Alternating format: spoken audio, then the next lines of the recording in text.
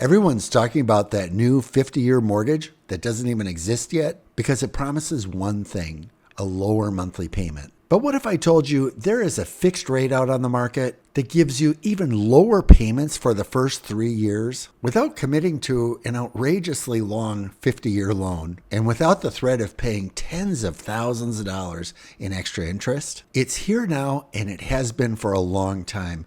It's called a 111 temporary rate buydown. And it's one of the smartest affordability tools that we've got available right now. Let's be clear up front. The 50-year mortgage does not exist yet.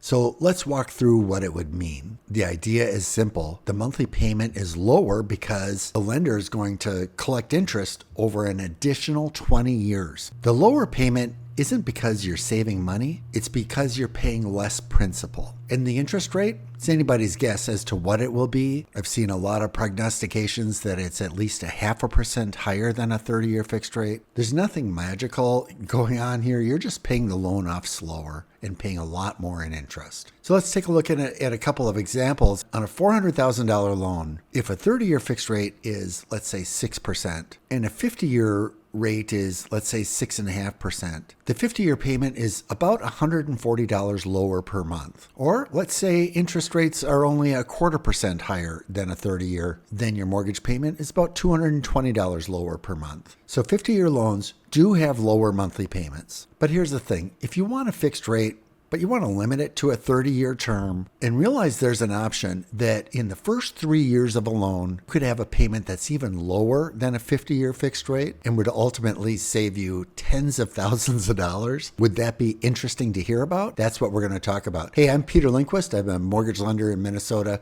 and I have been for over 30 years. I'm going to share some of that experience with you in today's video. Hey, if you like today's video, be sure to give it a thumbs up. And if you're planning on buying a home at any point, subscribe to the channel. So how does the 111 temporary rate buydown actually work? And if you remember on the 50-year, it's between something like $150 and $220 lower per month. So this product actually has a lower payment. When you make your offer on a property, you're asking the seller to pay about $9,100 towards your closing costs. And then we're going to take that money and we're going to put it into an account called a subsidy account. Now, each month over the first 3 years, we're going to take $250 out of that account and apply it towards your monthly payment, effectively reducing your rate by about 1%. Okay, you might say, well, $9,000 seems like a lot of money. But if you're saying that, have you considered the cost of a 50-year mortgage? Did you know that if you paid that over the term of the mortgage,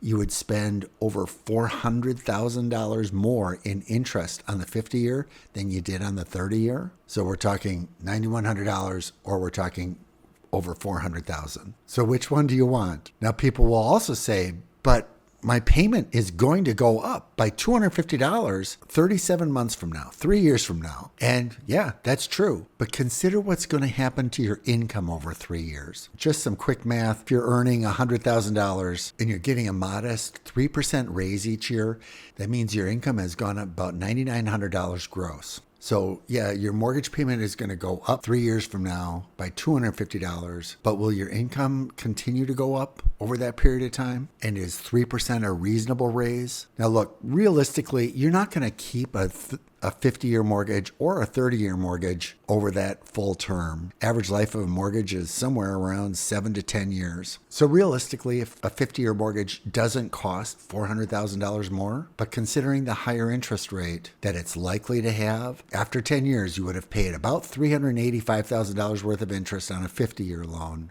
but only about $334,000 of interest on a 30-year loan. So ultimately, it's maybe $50,000 more expensive compared to the $9,900 more expensive on the 30-year option that I'm talking about. But hey, that's still an awful lot of money to me. So is the 111 temporary rate buydown a better option than a 50-year fixed rate mortgage? With a 50-year, you get a slightly lower payment. You will likely have a higher interest rate, and you have 20 years of additional monthly payment with a potential additional cost of hundreds of thousands of dollars. With a 111 buydown, you get an even greater savings, but they're limited to the first 3 years of the loan.